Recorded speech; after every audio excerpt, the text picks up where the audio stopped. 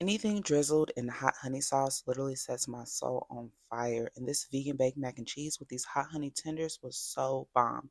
I went ahead and got started by making my cheese sauce using a half a stick of plant butter and 1 can of full fat unsweetened coconut milk.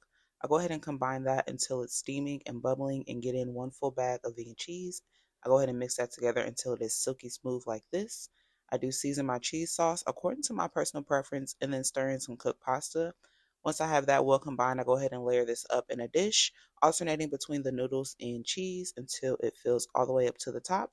Top it off with some more cheese and go ahead and get that into the oven until it's nice and bubbling. And then I make my hot honey sauce using some imitation honey. You guys can use real honey if you prefer. Then I use some Texas Pete hot sauce, a little bit of cayenne, and this is what it's giving. I go ahead and toss in these plant-based chicken tenders and load all of that up. And baby, this was 10 out of 10, too bomb. Would highly recommend you give this a try.